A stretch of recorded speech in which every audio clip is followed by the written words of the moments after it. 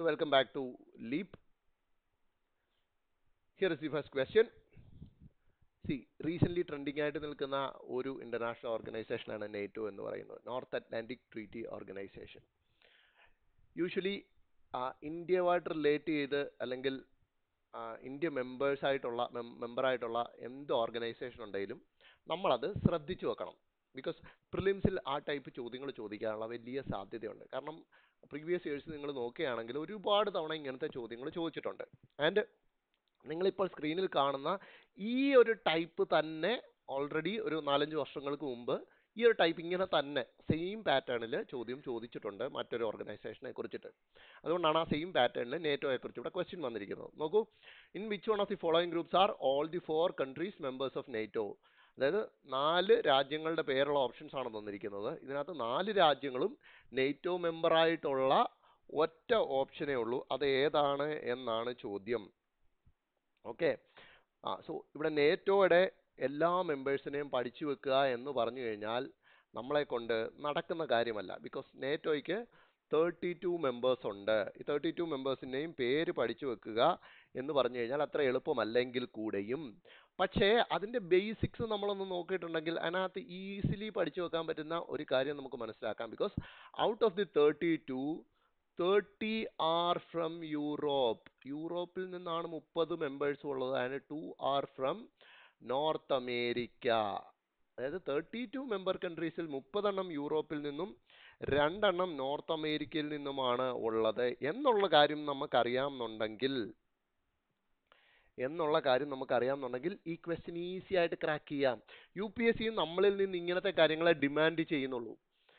അല്ല 32 മെമ്പർ കൺട്രീസിനെ പേര് പഠിച്ചു വെക്കുക എന്നതിനപ്പുറത്തേക്ക് നേറ്റോയുടെ ബേസിക് കാര്യങ്ങൾ അറിയണം. ബേസിക് അറിയുമ്പോൾ 30 യൂറോപ്യൻ നേഷൻസും 2 നോർത്ത് അമേരിക്കൻ നേഷൻസുമാണ് എന്ന് നമുക്ക് മനസ്സിലാക്കും. ഇനി നമുക്ക് ഓപ്ഷൻസിലേക്ക് പോകാൻ നോക്കൂ. Turkey, Canada, United Kingdom and Morocco. Morocco അവിടെ കിടക്കുന്നു. Morocco is an African country. So first option നമുക്ക് എലിമിനേറ്റ് ചെയ്യാം. സ്വീഡൻ, പോളണ്ട്, ടർക്കി, പോർച്ചുഗൽ എല്ലാം യൂറോപ്യൻ നേഷൻസാ. സോ നമുക്കത് അവിടെ വെക്കാം ബാക്കിയായിട്ട്. Next one, Canada, Armenia, Spain and France. Armenia നമുക്ക് എടുക്കണം. ബിക്കോസ് അർമീനിയയുടെ ഒരു ജോഗ്രഫിക്കൽ ലൊക്കേഷൻ നോക്കുക. ഇറ്റ്സ് ക്ലോസർ ടു റഷ്യ അല്ലേ? റഷ്യയുമായിട്ടുള്ള പ്രോക്സിമിറ്റി അർമേനിയയെ എന്താണ് നേറ്റോ മെമ്പർ ആവുന്നതിൽ നിന്നും പിന്തിരിപ്പിക്കും. എങ്ങനെ നമുക്കത് പറയാം? ഇത് മറ്റൊരു രീതിയിലൊരു ന്യൂസ് നമുക്ക് അനാലിസിസ് നടത്തണം. ഇപ്പൊ റഷ്യ യുക്രൈൻ വാർ ഉണ്ടായിരിക്കുന്നത് എന്തിനാണ്?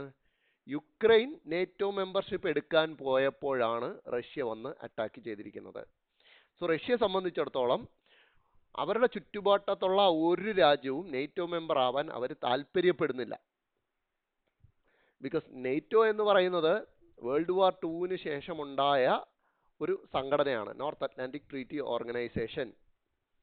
വേൾഡ് വാർ 2 ശേഷം ഈ നേറ്റോ മെമ്പേഴ്സിന്റെ പ്രധാനപ്പെട്ട ലക്ഷ്യം എന്ന് പറയുന്നത് സോവിയറ്റ് യൂണിയന്റെ വളർച്ച തടയുക, സോവിയറ്റ് യൂണിയൻ ഇങ്ങോട്ട് യൂറോപ്പിലേക്ക് നടത്തുന്ന ഇൻഫ്ലുവൻസിനെ സ്റ്റോപ്പ് ചെയ്യുക എന്നുള്ളതായിരുന്നു നേറ്റോയുടെ ലക്ഷ്യം. മനസ്സിലായി? അപ്പം അതായത് ഇറ്റ് ഈസ് എന്താ പറയുക, ആന്റി റഷ്യ സ്റ്റാൻഡുള്ള ഒരു ഓർഗനൈസേഷനാണ് നേറ്റോ എന്ന് പറയുന്നത്. അതുകൊണ്ട് തന്നെ റഷ്യ അവരുടെ 7 അയലത്തേക്ക് ഈ പറയുന്ന നേറ്റോയെ അടുപ്പിക്കാതിരിക്കാനുള്ള ശ്രമങ്ങൾ നടത്തും. സോ അർമീനിയയും നമുക്ക് അങ്ങനെ എലിമിനേറ്റ് ചെയ്യുന്നത് കൊണ്ട് തന്നെ ഓപ്ഷൻ സിയും നമ്മൾ എലിമിനേറ്റ് ചെയ്യുന്നു. ഇപ്പോൾ ഓൾറെഡി എയും സിയും പോയി കഴിഞ്ഞു. ലാസ്റ്റ് വൺ നോക്കൂ, US, UK, Denmark and Liberia. Again Liberia is an African country. കണ്ടോ? അതായത് യൂറോപ്യൻ നോർത്ത് അമേരിക്കൻ നേഷൻസ് മാത്രമാണ് നേറ്റോയുടെ മെമ്പർ എന്നുള്ള ബേസിക് നോളജ് വെച്ചിട്ട് we can say that option B is the right answer. ഇനി അതിനകത്ത് മറ്റൊരു ആഡഡ് അഡ്വാൻറ്റേജും കൂടെ കിടപ്പുണ്ട്, സ്വീഡൻ എന്ന് പറയുന്നത്. Because Sweden is the latest country to join NATO. നേറ്റോയിലേക്ക് മെമ്പർഷിപ്പ് എടുത്ത ഏറ്റവും അവസാനത്തെ രാജ്യം സ്വീഡനാണ്. അതും ന്യൂസിലുണ്ടായിരുന്നു. അപ്പം അക്കാര്യം അറിയാമെങ്കിലും നമുക്കൊരു എക്സ്ട്രാ അഡ്വാൻറ്റേജ് അവിടെ കിട്ടുകയാണ്. മനസ്സിലായില്ലേ? ഇനി നോക്കൂ, നേറ്റോയുടെ ഹെഡ് ക്വാർട്ടേഴ്സ് ബെൽജിയത്തിലെ ബ്രസൽസിലാണെങ്കിൽ മെയിൻ ഹെഡ് ക്വാർട്ടേഴ്സ്, അവരുടെ മിലിറ്ററി ഹെഡ് ക്വാർട്ടേഴ്സ് സ്ഥിതി ചെയ്യുന്നത് ബെൽജിയത്തിൽ തന്നെയുള്ള മോൺസ് എന്ന് പറയുന്ന സ്ഥലത്താണ്. അപ്പോൾ എപ്പോഴും മനസ്സിലുണ്ടാവണം, it's main headquarters is in Brussels. Main headquarters ബ്രസൽസിലാണ്. അങ്ങോട്ടും ഇങ്ങോട്ടും മാറ്റി വേണമെങ്കിൽ സ്റ്റേറ്റ്മെൻ്റ് ആയിട്ടും തരാനുള്ള സാധ്യതയുണ്ട്. എന്നാലും നമ്മളിവിടെ കൊടുത്ത ക്വസ്റ്റ്യൻ അത്ര സാധ്യത അങ്ങനെ സ്റ്റേറ്റ്മെൻ്റ് ഇല്ല. എന്നാലും സ്റ്റിൽ നമ്മൾ പഠിച്ചു വെക്കുക. ഓക്കെ, അപ്പം ഈ ടൈപ്പ് എന്ത് ഓർഗനൈസേഷൻ കണ്ടാലും ഈ ഒരു രീതിക്ക് ബേസിക് നോളജ് നമ്മൾ ഉണ്ടാക്കി വെക്കണം. സെക്കൻഡ് ക്വസ്റ്റ്യൻ വളരെ ഹോട്ട് ആയിട്ടുള്ള ഒരു ക്വസ്റ്റ്യൻ ആണ്. വളരെ ഇൻട്രസ്റ്റിംഗ് ആയിട്ടുള്ള ഒരു ന്യൂസ് ആയിരുന്നു ഇന്ത്യക്കാരെ സംബന്ധിച്ചിടത്തോളം. ജിനി ഇൻഡെക്സ് പ്രകാരം, ലേറ്റസ്റ്റ് ജിനി ഇൻഡെക്സ് പ്രകാരം ഇന്ത്യ, ഫസ്റ്റ് സ്റ്റേറ്റ്മെന്റ് കൊടുത്തേക്ക് നോക്കൂ. Latest Jini index, India is more equal than every G7 and G20 country. എല്ലാ G7 G20 കൺട്രിയെക്കാട്ടിലും India more equal ആണ് എന്ന് പറയുന്നു. ഇവിടെ എവരി എന്ന് പറയുന്നത് എന്താണ്? ഒരു എക്സ്ട്രീം കീവേഡ് ആണല്ലേ. നോർമലി എക്സ്ട്രീം കീവേഡ്സ് വരുമ്പോൾ നമ്മൾ ആ സ്റ്റേറ്റ്മെന്റിനെ തെറ്റാണ് എന്നുള്ള ധാരണയിലാണ് എടുക്കാറ്. പക്ഷേ ഈ ഫസ്റ്റ് സ്റ്റേറ്റ്മെന്റ് ഒരു യുണീക്ക് കറണ്ട് അഫെയറാ. അതായത് നമ്മുടെ ലോജിക്കിന് ഒപ്പോസ് ചെയ്യുന്ന തരത്തിലൊരു ന്യൂസ് വന്നു കഴിഞ്ഞാൽ നമ്മൾ അതിനെ ശ്രദ്ധിച്ചു വെക്കണം. നമ്മുടെ ലോജിക്കലി എന്താ? ഇന്ത്യയിൽ വലിയ ഇക്വാളിറ്റി ഒന്നും ഇല്ല എന്നുള്ള ഒരു കോമൺ ലോജിക്ക് നമുക്ക് എപ്പോഴും ഉണ്ട്. സോ അതിനെ ഒപ്പോസ് ചെയ്യുന്ന തരത്തിലായിരുന്നു ഈ ന്യൂസ് വന്നിരുന്നത്. ബിക്കോസ് ഫസ്റ്റ് സ്റ്റേറ്റ്മെന്റ് ട്രൂ ആണ്. അതൊരു ഹെഡ്ലൈൻ ന്യൂസ് തന്നെ. അതിൽ പറയുന്നു, വേൾഡ് ബാങ്കിന്റെ ലേറ്റസ്റ്റ് ജിനി ഇൻഡെക്സ് പ്രകാരം പറയുന്നു, ഇന്ത്യയിൽ ഇക്വാളിറ്റി വളരെ കൂടുതലാണ്. ഈ വളരെ കൂടുതലാണ് എന്ന് പറയുമ്പോൾ ചുമ്മാതല്ല പറയുന്നത്. ഇന്ത്യ 4th പ്ലേസിലാണ്, അറിയാവോ? അതായത് ഇന്ത്യക്കാളും മുകളിൽ ഇക്വാളിറ്റി ഉള്ള 3 രാജ്യങ്ങളേ ഉള്ളൂ. ഇന്ത്യ 4th പ്ലേസിലാണ് നിൽക്കുന്നത്. That means India is ahead of every G7 and every G20 country. So first statement is true. First statement ഒരു current affair headline ആയിരുന്നു. That is true. പക്ഷെ സെക്കൻഡ് സ്റ്റേറ്റ്മെന്റിലേക്ക് വരുമ്പോൾ അവിടെ അങ്ങനെയല്ല. അവിടെ കോർ കോൺസെപ്റ്റ് ആണ് ഡിസ്കസ് ചെയ്തിരിക്കുന്നത്. അതായത് ഫസ്റ്റ് സ്റ്റേറ്റ്മെന്റിൽ കറണ്ട് അഫെയർ ആണെങ്കിൽ ഇവിടെ എന്താണ്? ഇവിടെ കോറായിട്ടുള്ള കോൺസെപ്റ്റ് ആണ് ഡിസ്കസ് ചെയ്യുന്നത്. And what is that concept? It is Lorentz curve. Second statement പറയുന്നു, in India's case the area enclosed by Lorenz curve and the line of equality is smaller when compared to that of G7 and G20 countries. അതായത് Lorenz കർവിനും line of ഇക്വാലിറ്റിക്കും ഇടയിലുള്ള area ഇന്ത്യയുടെ കേസിൽ കുറവാണ്. അത് നമുക്ക് ട്രൂ ആണോ ഫോൾസ് ആണോ എന്ന് എടുക്കണമെങ്കിൽ വാട്ട് ഈസ് ലോറൻസ് കർവ് എന്നുള്ള ബേസിക് ഐഡിയ നമുക്കുണ്ടായിരിക്കണം. നോക്കൂ, ദിസ് ഈസ് ലോറൻസ് കർവ്. കണ്ടോ ലോറൻസ് കർവ്? അതിനകത്ത് ലൈൻ ഓഫ് ഇക്വാലിറ്റി കിടക്കുന്നുണ്ടോ? ലൈൻ ഓഫ് ഇക്വാലിറ്റി ആയിട്ട് 45 ഡിഗ്രി. ഇതാണ് ലൈൻ ഓഫ് ഇക്വാലിറ്റി. അപ്പം ചോദ്യത്തിൽ പറയുന്നത് ഈ ലൈനിനും ഈ ലോറൻസ് കർവ്, ഈ കർവിനും ഇടയിലുള്ള ഏരിയ ഇന്ത്യയുടെ കേസിൽ കുറവാണ് എന്ന് പറയുന്നു. അതായത് ഈ ഒരു ഏരിയ നിങ്ങൾ നോക്കൂ, ഈ ഒരു ഏരിയ ബേസിക്കലി ഈ ഏരിയ കുറയും തോറും എന്ത് പറ്റും? ഈ ഏരിയ ഇപ്പം ഞാൻ ഇങ്ങനെ ഒരു കർവ് വരയ്ക്കാം. ഇവിടെ പുതിയൊരു കർവ് ഇങ്ങനെ വരയ്ക്കുകയാണെന്ന് കരുതുക. ഓക്കെ, അതായത് ഈ ഏരിയ ഉണ്ടോ? ഇത് കുറവാണ് കമ്പയർഡ് ടു ദിസ് വൺ. അപ്പം എന്ത് പറ്റും? കർവ് ലൈൻ ഓഫ് ഇക്വാളിറ്റിയോട് അടുത്തുകൊണ്ടിരിക്കുകയാണ്. അതായത് ഈ കർവുമായിട്ട് കമ്പയർ ചെയ്യുമ്പോൾ ഈ കർവ് ലൈൻ ഓഫ് ഇക്വാലിറ്റിയുമായിട്ട് കൂടുതൽ അടുത്തുകൊണ്ടിരിക്കുകയാണ്. ആൻഡ് ദാറ്റ് മീൻസ് ആ കർവ് ഏത് രാജ്യത്തിൻ്റെ ആണോ ആ രാജ്യത്ത് ഇക്വാളിറ്റി കൂടുതലായിരിക്കും. അതായത് ഈ ഏരിയ കുറവാണെങ്കിൽ കൂടുതലായിരിക്കും equality. Because it is getting closer to line of equality. Line of ഇക്വാലിറ്റിയോടെ അടുത്തുകൊണ്ടിരിക്കുകയാണ് ഈ കർവ്. മനസ്സിലായില്ലേ? അങ്ങനെയുള്ള സാഹചര്യത്തിൽ ഇവിടെ ഇക്വാളിറ്റി കൂടുതലായിരിക്കും, ഇവിടെ ഇക്വാളിറ്റി കുറവായിരിക്കും. അപ്പൊ ഇന്ത്യയുടെ കേസ് നോക്കിക്കേ. ഇന്ത്യ ഫസ്റ്റ് സ്റ്റേറ്റ്മെന്റിൽ പറഞ്ഞു ഇന്ത്യയിൽ ഇക്വാളിറ്റി കൂടുതലാണ്. അങ്ങനെയാണെങ്കിൽ ഇതായിരിക്കത്തില്ലേ ഇന്ത്യയുടെ കർവ്? G7 G20 കൺട്രീസിന്റെ curve ഇതായിരിക്കത്തില്ലേ? അപ്പൊ ഏരിയ കുറവായിരിക്കുമല്ലോ ഇന്ത്യയുടെ കേസിൽ. So statement 2 is also true. അപ്പൊ സ്റ്റേറ്റ്മെന്റ് 1ഉം ശരിയാണ്, 2ഉം ശരിയാണ് എന്ന് മാത്രമല്ല 2 is the correct explanation for a statement 1. Statement 1ന്റെ കറക്റ്റ് എക്സ്പ്ലനേഷൻ ആണ് 2ൽ കൊടുത്തിരിക്കുന്നതും. എന്തുകൊണ്ട് ഇന്ത്യ ഈക്വൽ ആവുന്നു എന്ന് പറയുന്നത് ഈ ലോറൻസ് കർവിന്റെ അടിസ്ഥാനത്തിലാണ്. ലോറൻസ് കർവിന്റെ ഏരിയ ഇന്ത്യയുടെ കേസിൽ കുറവാണ്, അതുകൊണ്ട് ഇന്ത്യയിൽ ഇക്വാളിറ്റി കൂടുതലാണ്. അതാണ് സ്റ്റേറ്റ്മെന്റ് 1ൽ പറഞ്ഞിരിക്കുന്നത്. So statement 1 and 2 are true and 2 is the correct explanation four 1. ഈ കോർ കോൺസെപ്റ്റ് ലോറൻസ് കർവ് എന്ന് പറയുന്നത് നമ്മൾ ക്ലാസ്സിൽ പഠിക്കുന്ന കാര്യമാണ്. പക്ഷെ അതിനെ ഓർമ്മയിൽ എടുത്തു വെച്ച് അതിനെ അപ്ലൈ ചെയ്യാനുള്ള ഒരു മൈൻഡ് നമുക്ക് എക്സാം ഹാളിൽ കിട്ടുക എന്നുള്ളത് ഇമ്പോർട്ടൻ്റ് ആണ്. അപ്പം ഈ രീതിക്ക് കറണ്ട് അഫെയറിനെയും കോർ കോൺസെപ്റ്റിനെയും ചേർത്ത് എക്കണോമിയിൽ നിന്നും പഠിക്കേണ്ടത് വളരെ അത്യാവശ്യമാണ്. Moving on to the next one. National mobile monitoring system app is developed for what purpose? ഇത് മറ്റൊരു രീതിയിലുള്ള ചോദ്യമാണ്. അതായത് തെറ്റിച്ച് ഗസ് ചെയ്യിപ്പിക്കാൻ സാധ്യതയുള്ള ഒരു ഒരു ഒരു ടോപ്പിക്കാണ് നാഷണൽ മൊബൈൽ മോണിറ്ററിംഗ് സിസ്റ്റം എന്ന് പറയുന്നത്. നമ്മളെ തെറ്റായ ദിശയിലേക്ക് നയിക്കാനുള്ള സാധ്യത കൂടുതൽ കൊടുക്കുന്ന ഒരു ടൈപ്പ് ഓഫ് ക്വസ്റ്റ്യൻ. ഇതും പ്രിലിംസിൽ ഫ്രീക്വൻ്റ്ലി വരാറുള്ള ഒരു കാര്യമാണ്. പക്ഷേ ഇവിടുത്തെ പ്രശ്നം എന്താണെന്ന് കരുതിയാൽ, ഇത് ഹെഡ്ലൈനിലുള്ള ഒരു സാധനമല്ല. ഹെഡ്ലൈനിൽ ഈ പറയുന്ന കാര്യം എങ്ങും പരാമർശിച്ചിട്ടില്ല. ഞാൻ എപ്പോഴും പറയും, ഹെഡ്ലൈനിനുള്ളിലല്ല ന്യൂസ് ഇരിക്കുന്നത്, ഹെഡ്ലൈൻ അകത്തേക്ക് കയറി വായിക്കണം. ഹെഡ്ലൈനിലല്ല നമ്മുടെ ക്വസ്റ്റ്യൻ ഇരിക്കുന്നത്, ഹെഡ്ലൈൻ അകത്തേക്ക്, അതായത് ന്യൂസ് മെറ്റീരിയലിനകത്തേക്ക് വായിക്കുമ്പോൾ അവിടെ ആയിരിക്കും നമ്മുടെ കറണ്ട് അഫെയർ ഒളിഞ്ഞിരിക്കുക. അങ്ങനെ ന്യൂസിൽ ഒളിഞ്ഞിരുന്ന ഒരു കാര്യമാണ് നാഷണൽ മൊബൈൽ മോണിറ്ററിംഗ് ആപ്പ്. ഇവിടെ നമ്മളെ തെറ്റിക്കാനായിട്ട് നോക്കിക്കേ, സെക്കൻഡ് വൺ നോക്കുക. First one, it is about capturing the attendance under MGNREGA, അതായത് തൊഴിലുറപ്പ് പദ്ധതിയിൽ അറ്റൻഡൻസ് എടുക്കാനാണ് ഈ ആപ്പ് എന്നാണ് ഫസ്റ്റ് ഓപ്ഷൻ പറയുന്നത്. സെക്കൻഡ് ഓപ്ഷൻ അങ്ങനെയല്ല, for registering complaints regarding cyber crimes especially digital arrest.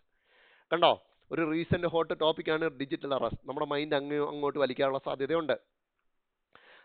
C option നോക്കി കഴിഞ്ഞാൽ, as an enabling framework for enhancing multi layered security system of UPI hot ടോപ്പിക്കാണ്.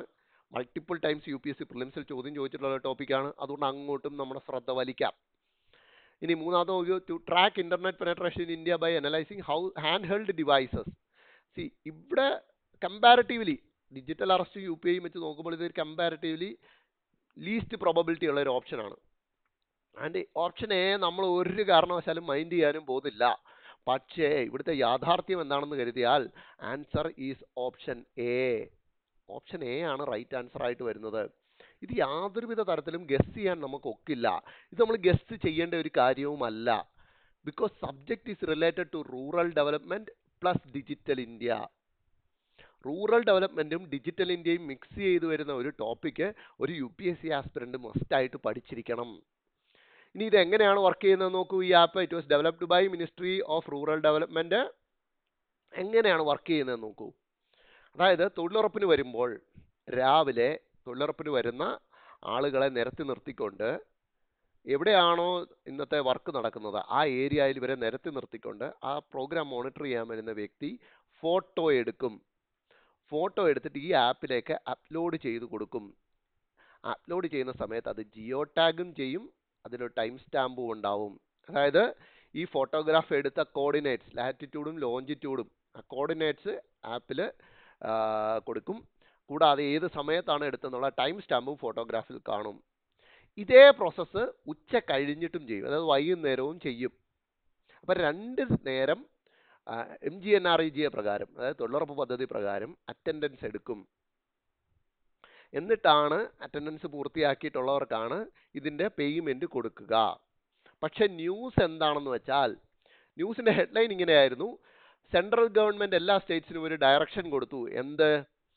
അതാത് സംസ്ഥാനത്ത് നടക്കുന്ന തൊഴിലുറപ്പ് പദ്ധതിയിൽ കൂടുതൽ അറ്റൻഡൻസ് മോണിറ്റർ ചെയ്യണം. സ്ട്രിക്റ്റർ മോണിറ്ററിങ് ഉണ്ടാവണം അറ്റൻഡൻസിൻ്റെ കാര്യത്തിൽ. കാരണം ഈ ആപ്പിൻ്റെ ലൂപ്പ് ഹോൾസ് യൂസ് ചെയ്തിട്ട് കുറച്ച് വേണ്ടാത്ത അല്ലെ കള്ളത്തരങ്ങൾ കാണിച്ചു കൂട്ടുന്നു.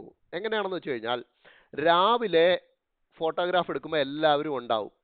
അത് കഴിഞ്ഞിട്ട് ഇവർ പിരിഞ്ഞു പോകും. ഇവരവിടെ പണിയൊന്നും ചെയ്യുന്നുണ്ടാവില്ല, പല സ്ഥലത്തും പിരിഞ്ഞു പോയിട്ട് വൈകുന്നേരം ഈ മോണിറ്റർ ചെയ്യാൻ വരുന്ന ആൾ റാൻഡമായിട്ട് അയാളുടെ കയ്യിൽ പഴയ ഇരുന്ന ഏതെങ്കിലും ഫോട്ടോ അപ്ലോഡ് ചെയ്ത് കൊടുക്കും. അപ്പം അങ്ങനെ രാവിലത്തെയും വൈകിട്ടത്തെ ഫോട്ടോഗ്രാഫ്സ് അനാലിസിസ് നടത്തിയപ്പോഴാണ് പല സ്ഥലത്തും മനസ്സിലാവുന്നത് എന്താണ്, രാവിലെ വന്ന ആളുകളിൽ പലരും വൈകിട്ടത്തെ ഫോട്ടോഗ്രാഫിലില്ല. അങ്ങനെ ചെക്ക് ചെയ്ത് വന്നപ്പോഴാണ് അവർക്ക് ആ ലൂപ്പ് ഹോൾ മനസ്സിലായത്. അങ്ങനെ ക്വസ്റ്റ്യൻ ചെയ്ത് വന്നപ്പോൾ ഇതിനകത്ത് ഇങ്ങനത്തെ കള്ളത്തരങ്ങൾ നടക്കുന്നുണ്ടെന്ന് മനസ്സിലായിട്ട് കേന്ദ്ര സർക്കാർ എല്ലാ സംസ്ഥാനങ്ങൾക്കും ഒരു ഡയറക്ഷൻ കൊടുത്തു. ഗ്രാമപഞ്ചായത്ത് ലെവലിൽ 100% അറ്റൻഡൻസ് മോണിറ്റർ ചെയ്തിരിക്കണം. ബ്ലോക്ക് ലെവലിൽ കുറച്ചും കൂടെ കമ്പാരിറ്റീവ്ലി ചെറിയൊരു സാമ്പിൾ എടുത്ത് വെച്ച് മോണിറ്റർ ചെയ്യണം. ഡിസ്ട്രിക്ട് ലെവലിലേക്ക് വരുമ്പോൾ കുറച്ചുകൂടെ ചെറിയൊരു സാമ്പിൾ എടുത്ത് വെച്ചിട്ട് മോണിറ്റർ ചെയ്യണം. അതായത് സ്ട്രിക്റ്റർ മോണിറ്ററിങ് ലോക്കൽ ഗവർണൻസ് ലെവലിലും ഡിസ്ട്രിക്ട് ലെവലിലും ഉണ്ടായിരിക്കണം എന്നുള്ള നിർദ്ദേശം കൊടുത്തു എന്നാണ് ന്യൂസ് വരുന്നത്. അതിനുള്ളിലേക്ക് വായിച്ച് ചെല്ലുമ്പോഴേ ഈ മൊബൈൽ മോണിറ്ററിംഗ് സിസ്റ്റത്തെക്കുറിച്ച് നമുക്ക് കൂടുതൽ അറിവുണ്ടാവത്തുള്ളൂ. This is very very very very important topic. Moving on to the next one. ഇതും നേരത്തെ പറഞ്ഞ പോലെ കാണാൻ ഹെഡ്ലൈനിലല്ല ഈ സാധനം ഇരിക്കുന്നത്. It is about, the headline was about GM Maize. അതായത് പഞ്ചാബ് അഗ്രികൾച്ചർ യൂണിവേഴ്സിറ്റി ഒരു ടെസ്റ്റ് റിസർച്ചിന്റെ പർപ്പസിനായിട്ട് ഒരു ടെസ്റ്റ് ട്രയല് കൾട്ടിവേഷൻ GMIസിനെ നടത്താനായിട്ട് അനുമതി കൊടുത്തു. സോ ഫാർമർ പ്രൊട്ടസ്റ്റ് ഉണ്ടായി. അപ്പോൾ ആ ഫാർമർ പ്രൊട്ടസ്റ്റ് ഉണ്ടായി എന്നാണ് ഹെഡ്ലൈൻ കിടക്കുന്നത്. യൂഷ്വലി ഫാർമർ പ്രൊട്ടസ്റ്റ് ഉണ്ടാകുന്ന ന്യൂസൊക്കെ വരുമ്പോൾ നമ്മൾ ആസ്പിറൻസ് മൈൻഡ് ചെയ്യാതെ വിടുകയാണ് പതിവ്. പക്ഷെ ഞാൻ എപ്പോഴും പറയുന്നത് അതിനകത്തൊക്കെ നിങ്ങളൊന്ന് ഓടിച്ചു വായിക്കൂ. ഓടിച്ചു വായിക്കുമ്പോൾ അതിനകത്ത് വേണ്ട എന്തെങ്കിലും ഒരു കാര്യം നമുക്ക് കിട്ടും. അങ്ങനെ ഫോം ചെയ്തിരിക്കുന്ന ഒരു ക്വസ്റ്റ്യൻ ആണ് ഇത്. നോക്കൂ question, which of the following statements about genetic engineering appraisal committee is or are correct? Genetic engineering appraisal കമ്മിറ്റിയെ കുറിച്ചിട്ടാണ് ചോദ്യം. സ്റ്റേറ്റ്മെന്റ്സ് നോക്കൂ. It appraises proposals relating to the release of genetically modified or genetically engineered organisms and products into the environment. So ഇവിടെ appraisal committee എന്ന് കിടക്കുന്നതുകൊണ്ട് ഇവിടെ appraisal ഉള്ളത് കൊണ്ടും നമുക്ക് ഇതിനെ എന്താണ് ട്രൂ ആയിട്ട് കൺസിഡർ ചെയ്യാം. ഞാൻ പറയുന്നത് ഗസ്സിന്റെ കാര്യത്തിലാണ്, ട്രൂ ആയിട്ട് കൺസിഡർ ചെയ്യാം. ഓക്കെ. സെക്കൻഡ് സ്റ്റേറ്റ്മെന്റ് നോക്കൂ. It has powers to take punitive action under the എൻവയൺമെന്റൽ പ്രൊട്ടക്ഷൻ ആക്ട്. ഗസ് ചെയ്യുന്ന ആളിനെ സംബന്ധിച്ചിടത്തോളം എൻവയൺമെന്റൽ പ്രൊട്ടക്ഷൻ ആക്ട് പ്രകാരം ഒരു പണിഷബിൾ ആയിട്ടുള്ള, അതായത് പണിഷ് ചെയ്യാനായിട്ടുള്ള ആക്ഷൻ എടുക്കുമോ എന്നുള്ള കാര്യത്തിൽ ചിലപ്പോൾ ലോജിക്കലി ഡൗട്ട് ഉണ്ടാവും. അതവിടെ ഇരിക്കട്ടെ. തേർഡ് സ്റ്റേറ്റ്മെന്റിലേക്ക് നോക്കൂ. GIAC is the designated national focal point for biosafety clearinghouse in India under the Montreal Protocol. Normal എൻവയൺമെന്റിന്റെ ബേസിക്സ് പഠിച്ചിട്ടുള്ള ഏതൊരു ആസ്പിരന്റിനും അറിയാം Montreal protocol is related to ozone depleting substances അല്ലേ? മോൺട്രിയോൾ പ്രോട്ടോകോൾ എന്താ? ഓസോൺ ഡിപ്ലീറ്റിംഗ് സബ്സ്റ്റൻസസിന്റെ usage കുറയ്ക്കണം എന്ന് പറയുന്ന പ്രോട്ടോകോളാണ് മോൺട്രിയോൾ പ്രോട്ടോകോൾ. അതായത് ഒരു നീണ്ട നിര നമ്മളിങ്ങനെ കണക്ട് ചെയ്തപ്പോഴും പഠിക്കും. ഫോർ എക്സാമ്പിൾ ആദ്യം ക്യോട്ടോ പഠിക്കും, ക്യോട്ടോ ഗ്രീൻ ഹൗസ് ഗ്യാസസുമായിട്ട് റിലേറ്റ് ചെയ്തിട്ടുള്ള. അതിനുശേഷം നമ്മൾ മോൺട്രിയോൾ പഠിക്കും. Montreal is related to ozone depleting substances. Then അതിന്റെ കിഗാലി അമെൻമെന്റ് പഠിക്കും. അങ്ങനെ ഒരു കൂട്ടത്തിൽ പഠിക്കുന്ന സാധനങ്ങളാണ്. സോ അത് വെച്ച് നമ്മൾ നോക്കുകയാണെങ്കിൽ statement 3 can easily B eliminated. Statement 3 eliminate ചെയ്യുകയാണെങ്കിൽ നമുക്ക് ഓപ്ഷൻ സിയും ഓപ്ഷൻ ഡിയും എലിമിനേറ്റ് ചെയ്യാം. നമ്മളിപ്പോൾ ഒരു 50-50 ചാൻസിൽ നിൽക്കുക, എ ഓർ ബി. എപ്പോഴും എനിക്ക് ആസ്പിരൻസിനോട് പറയാനുള്ളത്, ഇങ്ങനെ 50-50 ഓപ്ഷൻസ് നിങ്ങൾക്ക് കിട്ടുകയാണെങ്കിൽ നിങ്ങൾ ഉറപ്പായിട്ടും ഏതെങ്കിലും ഒരെണ്ണം അടിച്ചിരിക്കണം. അല്ല, അവിടെ ഒരു 4 എണ്ണത്തിൽ നിന്നും 2 എണ്ണം നിങ്ങൾക്ക് എലിമിനേറ്റ് ചെയ്യാൻ പറ്റിയിട്ടുണ്ടെങ്കിൽ പ്രോബബിലിറ്റി അവിടെ കൂടുതലാണ്. അങ്ങനെയുള്ള കേസസിൽ നിങ്ങൾ അവിടെ റിസ്ക് എടുക്കാതെ പോകരുത്. അവിടെ റിസ്ക് എടുക്കണം. നിങ്ങൾ ഏതെങ്കിലും ഒരെണ്ണം അടിക്കണം. അതായത് 4 എണ്ണത്തിൽ നിന്നും ഒരെണ്ണം അടിക്കുന്നതിലും ഭേദമല്ലേ 2 എണ്ണത്തിൽ നിന്നും ഒരെണ്ണം അടിക്കുന്നത്. സോ അവിടെ റിസ്ക് എടുക്കാൻ റെഡി ആവണം. ഇനി നോക്കൂ, അതൊരു ഫാക്റ്റ് ആണ്. Statement 2 is also true because എൻവയൺമെന്റൽ പ്രൊട്ടക്ഷൻ ആക്ട് പ്രകാരം പ്യൂണിറ്റീവ് ആക്ഷൻ, അതായത് പണിഷ് ചെയ്യാനുള്ള പവറും ആർക്കുണ്ട്? ജിയാക്കിനുണ്ട്. എങ്ങനെ പണിഷ് ചെയ്യും, അല്ലെങ്കിൽ എന്തിനു പണിഷ് ചെയ്യും? അതായത് എൻവയൺമെന്റിനെ ഹാം ചെയ്യുന്ന രീതിയിലേക്ക് ആരെങ്കിലും ജനറ്റിക്കലി മോഡിഫൈഡ് ഓർഗാനിസംസിനെ റിലീസ് ചെയ്തിട്ടുണ്ടെങ്കിൽ, എൻവയൺമെന്റിനെ ഹാം ചെയ്യുന്ന രീതിയിൽ റിലീസ് ചെയ്തിട്ടുണ്ടെങ്കിൽ അവർക്കെതിരെ അവരെ പണിഷ് ചെയ്യാനായിട്ടുള്ള ആക്ഷൻസ് എടുക്കാനുള്ള പവർ ജിയാക്കിനുണ്ട്. So statement 1 and 2 are true and the right answer is option B. അപ്പം ജിയാക്കിനെ കുറിച്ച് അറിയാത്തവര് ഇപ്പൊ അതിനെക്കുറിച്ച് അറിഞ്ഞിരിക്കുന്നു. ഇനി എവിടെ ജിയാക്കിനെ കുറിച്ചും ജനറ്റിക്കലി മോഡിഫൈഡ് ക്രോപ്സിനെ കുറിച്ചും കണ്ടു കഴിഞ്ഞാൽ നിങ്ങൾക്ക് ഈ സാധനങ്ങൾ നിങ്ങളുടെ മനസ്സിലേക്ക് വന്നേ പറ്റത്തുള്ളൂ. ഇനി നമുക്ക് നോക്കണ്ടേ എന്തുകൊണ്ട് ഓപ്ഷൻ അല്ലെങ്കിൽ സ്റ്റേറ്റ്മെന്റ് 3 തെറ്റിയെന്ന് നോക്കണ്ടേ. നമ്മൾ പഠിച്ചു മോൺട്രിയോൾ പ്രോട്ടോകോൾ അല്ല എന്ന് പഠിച്ചു. അതായത് ഈ പാർട്ട് ഇവിടം വരെ ഈ പാർട്ട് ട്രൂ ആണ്. Because GEAC is the designated national focal point for biosafety clearing house in India. But it is under another protocol, and that protocol is Cartagena Protocol.